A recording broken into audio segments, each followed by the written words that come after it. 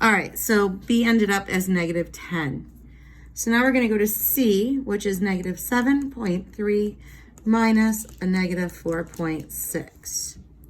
And what we're going to do here, like it says in the directions, is change the sign from subtraction to addition, and then change the sign of the number following our operation. So that's going to give us a negative 7.3 plus 4.6. And we write that as the absolute value of 7.3, negative 7.3, equals 7.3, and the absolute value of 4.6 equals 4.6. You subtract them, line up your decimals, and you apply the negative sign of your larger number, and our answer here is negative 2.7. Move on to D, which is 22.4 minus 14.2. Change the sign to addition, change the sign of the number following the operation. So we take the absolute value of the larger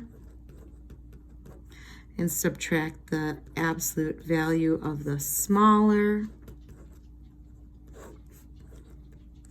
Apply the sign of the larger, which is a positive, which is going to be 8.2. And last, we have E, which is negative 1 over 8 minus 1 over 4.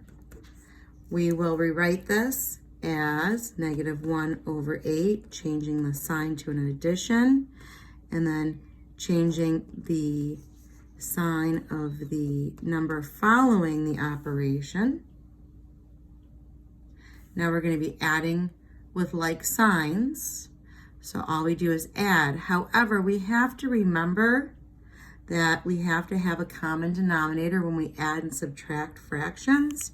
So 1 over 8, a negative 1 over 8, plus a negative 1 over 4. 1 over 4 is going to be adjusted to 2 over 8, because in order to make 4 look like an 8, we have to multiply it by 2. What we do to the bottom, we have to do to the top. So now we have negative 1 over 8, subtracting negative, or adding a negative 2 over 8. When we add with like signs, we simply add them together and apply the sign. So it's going to be negative 3 over 8.